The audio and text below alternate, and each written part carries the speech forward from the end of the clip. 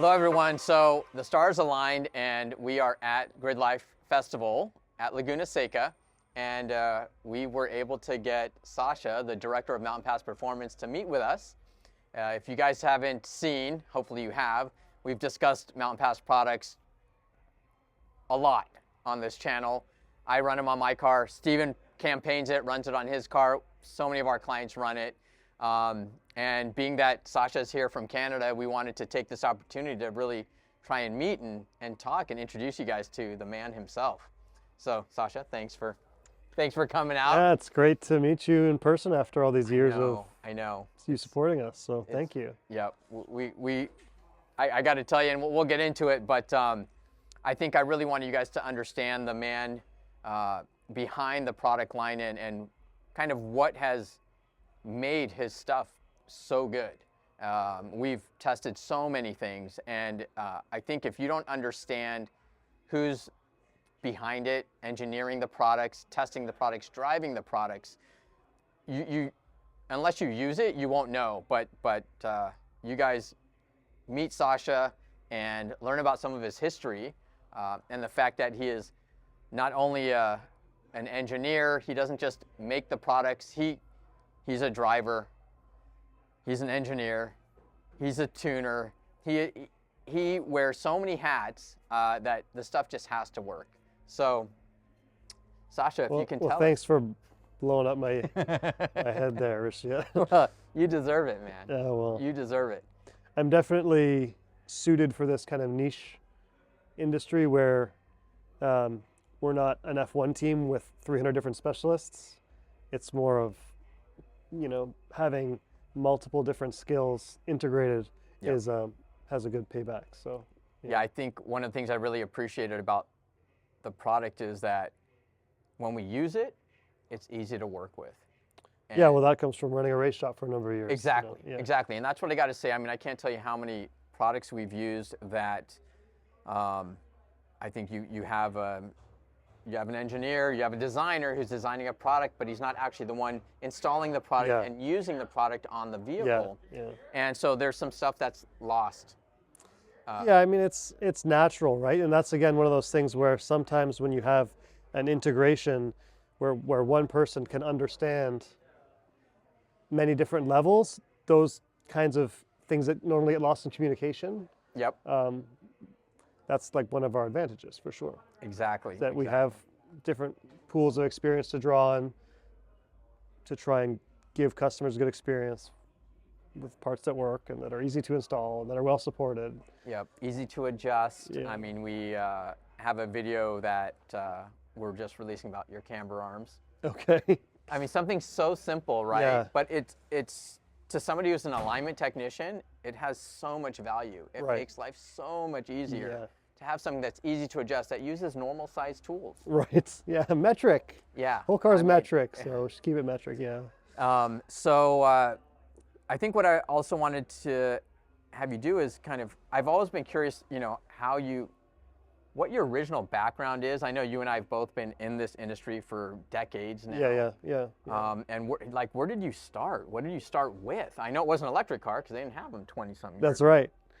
Yeah, I think that I had pretty similar beginnings to a lot of us in the industry, I bought a rusty old S13, did an SR20 swap when I was like 16. Red top? It was a red top. Red top. And I started doing SR20 swaps for friends. Dude. So yeah, that was kind of where it started. We ended up starting a race shop, campaigned an S14 in a touring car series. Oh, so I was originally in drifting. Touring. That's what I was wondering. I was originally in drifting. I met a friend who convinced me to try road racing. And then I guess I caught the bug with road racing. Even though I was really into drifting, it kind of could have gone either way, for sure.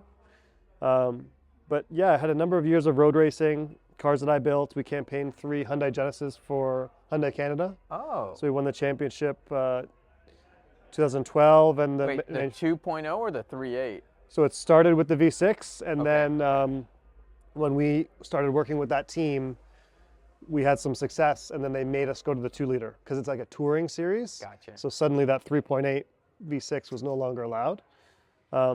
But of course, like a 2-liter turbo was better for us. Yeah. Because we have way more ways to make more power.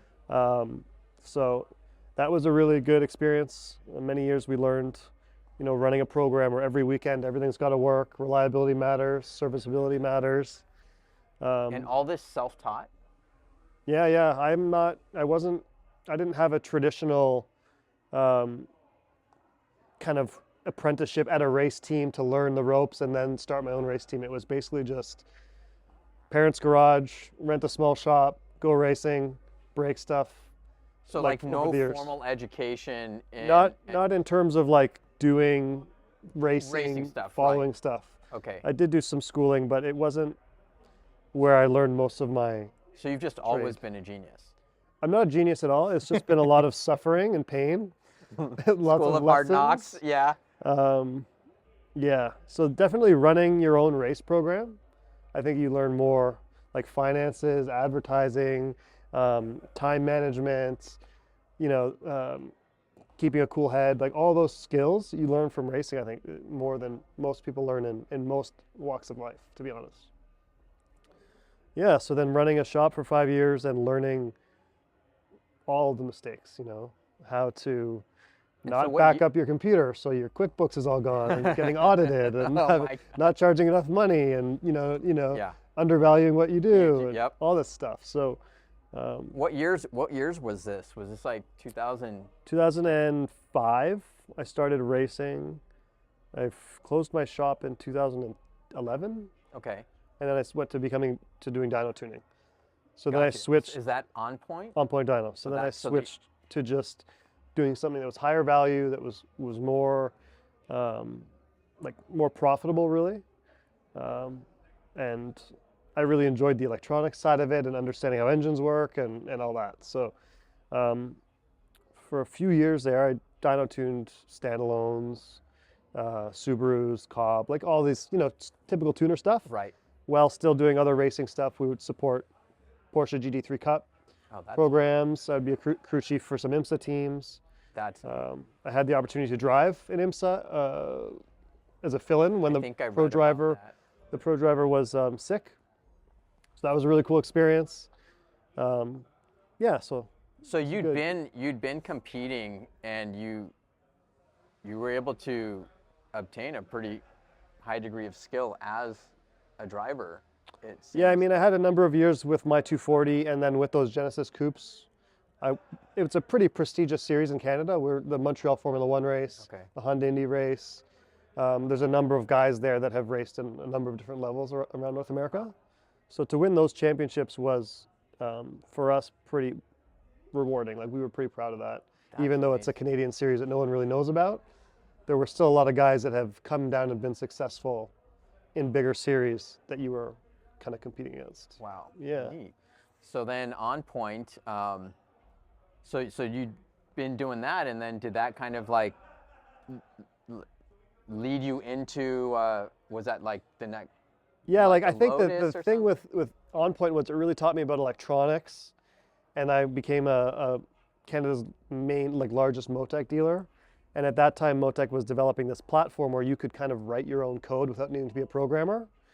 So that kind of opened up this whole Pandora's box of being able to make your own control systems that normally would be really difficult to do. And so that's kind of when I had the idea to do an EV conversion using Motec as the main vehicle system controller, because it could do a really, really good job. Whereas like a lot of guys are using Arduinos and doing like kind of like hobbyist stuff. I was like, I recognized that this box could do, even though it's not running an engine, it's an ECU designed to run an engine, it would be really good for controlling all the subsystems an electric vehicle has. As you know, an EV has all these different components that need to be integrated and communicating with each other. And so you're able to put the programs together for it to be able to control those. Yeah, the tables and the maps and the parameters and the custom CAN Motec communication. has. It's basically... No, the Motec was basically like a blank box. Right. And in the software, you can say, I want to bring in a sensor. I want to control a pin to be an output. Got it. But it's able to do it at a level where it's very robust, and you have this tuning and logging program, so you can really make really high quality software that's pretty bulletproof really quickly. So that combined with like just not feeling great about dyno tuning, and like this was kind of when climate change started to become more of a thing. Like and I started thinking about it and reading about it more. And the analogy that I use with it is like humans have evolved to only be concerned about the immediate dangers in front of them, and climate change is kind of like the perfect enemy, if you will, because it's invisible. Right. It's really far away. It's far away. And it has like this really long latency. So in other words, even if you fix it today, all this carbon you put in the atmosphere will take a long time to go away. Yep. And while it's in there, it will be continuing to be really bad for the planet. So I kind of understood, like, from like a technical side, that this was like kind of like one of the worst possible problems for humanity, because no one's going to see it as being a problem, and when people see it as a problem, it's going to be like take a really long time to fix and be too late. So that's there's so much irony in that, because you as well as myself, I mean, we come from these backgrounds. Yeah, you're a rotary guy. Yeah, I'm a rotary guy. Yeah. Originally, that was the inception of auto R&D, and to make this huge pivot, this change. So was it kind of like, I mean, how long did it take for you to make this transition? Did it take like a couple of years? Like it just kind of well, like yeah, it didn't happen overnight. It's right. not like I just stopped dyno tuning and said I'm just going to do this. But I went on eBay and bought a Tesla drive unit one day. That was the first step. I'm like, I'll just get the drive unit, and then I'm kind of committed. I'm like, what year was this in? 2017. So was it a Model 3? Model S drive unit. It was a Model S. Okay. Yeah, it's a Model S rear drive unit. So like got it. The one, at that time, Tesla drive, like EV swaps were very rare. There was maybe one or two. So yeah, it was something that I thought maybe we can get into doing, like these EV conversions. So we did this Lotus. It came out really nice. It was a lot of work. We did it at a pretty high level. Like you just get in, you turn the key. Everything's OEM integrated. Like you can't tell it's not like you're swapping, flipping switches and doing this and that and having a bunch of gauges. It's all got a nice 12-inch display, and it looks really OEM. And I kind of realized pretty quickly, like, I'm not a salesman. I'm not going to be selling wealthy guys $300,000 or $400,000 EV conversions.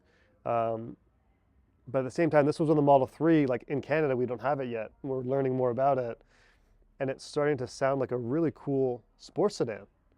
Like not just boring, microwave on wheels. Right. It was like, this thing's got sporty suspension, really good suspension geometry. It has super stiff chassis. It's got nice proportions. It's got like great weight distribution. Small steering wheel. Really quick rack. Like it's got all these things in it. That's just like, wow, dude. Like that is not. So you knew about all that just in reading the specs of it. Yeah, you physically have one. And talking to people that have them and saying like, wow, this is like, to me, like an E46. Like if an E46 was brand new at that era, I feel like this is similar in that it's, for that type of car, it's a lightweight 4-door sports sedan. For that type of car. You know what I mean? Like nowadays, cars are much heavier than a Model 3. Oh yeah. An electric car is usually heavier than a Tesla. Model 3 is a light car for having a 75 kilowatt hour battery. So yeah, I started getting excited about that and talking to some friends, and started designing some parts for it. This is all before you had possession of the car? Yes, yeah, I just had friends take some measurements for me. Oh, cool. And we were able to... like Canada-based friends, or just... In the States, because in Canada we didn't have any Model 3s. They weren't even there yet. They're not in Canada. So then we had KW make us some dampers, and we had made our own suspension arms. Was that hard to get KW to like... Because I have another friend in the Subaru world, and he's one of the few guys, if you know... Well... Yeah. I think I know the company. Yeah. We met at PRI and we got off pretty well. I think just having a racing background, and I don't know, it seemed to work out. I mean, it wasn't easy. It was like, here's my card, and then we just pestered them incessantly until I think they were thinking we were just going to take an off-the-shelf part and change the color of the springs. And it was like, no, we want to completely here are the drawings of what we want. Here's the spring race we want. Here's the valving we want. like with a Motec M1 tune package showing all the different types of valving we want and all this stuff. And they were like, I think they regretted agreeing to like, because it became more of like an OEM development project that they but do for a small company. Yeah, that exactly. they, you know, they usually do this on the side. So it was definitely, I think, a bit different, but we're really sure they're not thankful for regretting, that. Yeah, you and them. Yeah, I it's mean, been my a good goodness. partnership. I think you guys opened that door for them into this chassis, I would imagine. That's not really my place to say one way or the other what happened, but I do know that early on in the Model 3 years, we kind of educated at that time, like the customers were really enthusiastic. Like at that time, it was like a new iPhone. Everyone loved their Tesla. They wanted to research it. They wanted to understand it. They wanted to know what they could change. And so we were successful in having a lot of just information and explaining things on the forums and on our website. And I think that helped us make a much higher percentage of people upgrading their suspension use proper coilovers rather than just lowering springs, which is, you know, most people just want to just lower the car. But there's an understanding now that if you have a good damper and it's, you know, now you can enjoy your car that much more. So yeah, you're going to pay a little bit more for the coilovers versus lowering springs, but every day you drive your car, you're going to enjoy it. So every day it's huge in you know, dividends, it's like $1. If you get every day you drive your car, it's $1 of enjoyment better than, you know, soon enough you've paid for that difference. And I will say that I think, you know, that's one of the things that really made us gravitate to you guys was the quality of your information and the blog posts and how much that aligned with how we were already doing things and understood things to be as well. I was like, wow, this company really aligns in our methodology and our logic of how these things should be done and set up. And that was extremely attractive. And hearing about your level of customer service, and I got to give Jesse a shout out because that guy, I don't even know how he does it. I really don't. I mean, he is a rock star when it comes to customer Jesse service. Is the type of person that treats people the way he would want to be treated. And we're probably sensitive people. Maybe it's because we're Canadian or something, but we get really offended when someone says they're going to do something, they don't do it. And we don't want to be those guys that say we're going to do something and don't do it. Don't do it. Mm-hmm. So it's just stuff like that. And Jesse's been there since the beginning. So it's like his company too. He takes it very personally. Yeah, how long has Jesse's been with you? Pretty much since the beginning. Since On Point? No, Jesse was working with me at SG Motorsport when we were running those Genesis Coupes in 2012. No way. Yep. Then he left and he worked at a BMW shop as a mechanic. And I was always like, one day I'm going to hire Jesse back, but I didn't want to steal him from the shop because I would dyno tune at the shop. So I would see Jesse all the time when we would dyno tune there and whatnot. But then finally Jesse left that shop and I took him out for lunch. I said, Jess, we're going to do some electric car stuff. So it was good. Yeah, we're good friends and it's like a good, I would imagine you guys are like brothers at that point. I mean, yeah, no, it's really, really nice. So. He's like, we joke, he's like, takes care of me. I make sure I'm not, falling apart. So it's really nice. That's amazing that you guys have that kind of camaraderie. Yeah, for sure. I've been around, the company's been around for almost 25 years now, and I've had a lot of people, and it's hard to find something like that. And that's the thing for me. It's like because it is a term like some people don't suffer fools gladly. That's kind of me. I don't think I could do well with 50 employees and having a bunch of inefficiencies and people that didn't care and they're just there for pay. That sort of thing drives me nuts. I think that's why you and I are both still in the trenches. Yeah. Like we're still hands-on working on the car still after so many years. It's just, that's something I'm not good at. I'm not good at just delegating and then having things being what I consider not good enough and just saying it's fine.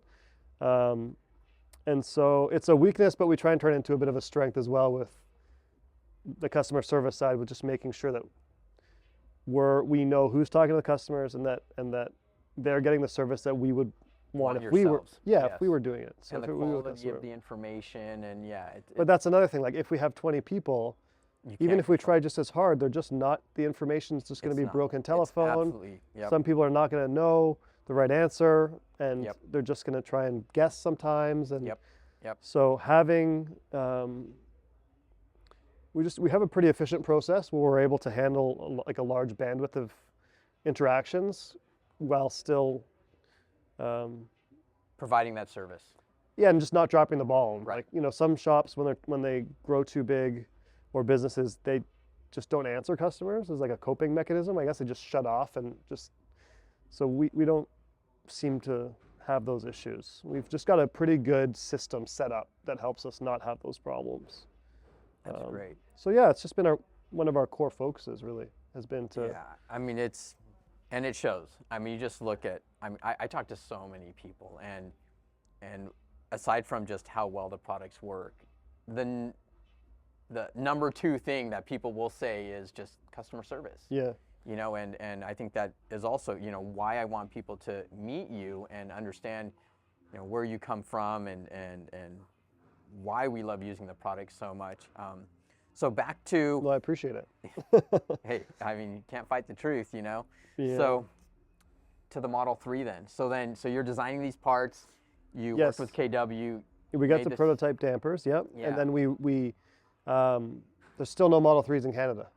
Okay. So we decided to do a trip down to California and rent one on Turo. So Is that when you guys came here? no. This is later. Way before. Yes. Okay. So we rented a car in Turo. We said to the guy, look, we want to take the car apart. Oh my We God. want to install suspension. We're not going to drive on the racetrack, but we're going to like install all these suspension potentiometers and all this stuff. Is that okay with you? And we paid him extra and whatever. And he said, yeah, it's fine. And we ended up renting this like really nice house in the mountains right by the Tesla factory. Oh, and this is where the name comes? Yeah, so that's where we got all the road names from, and Page Mill and all Wait, those were roads. you in Palo Alto? Yeah, that's where we were in Palo Alto. That's where we rented a house, and it was this like super rich dude's house. Yeah. And it was we rented the guest suite. Like it's like not even a guest suite. It's like a separate little outbuilding, whatever it's called. So we were like, do you mind if we like work on this car in your driveway? It's like, yeah, but you have to give me a ride in the car because I've never been in a Model 3 or whatever. No. It was a really fun trip. You know,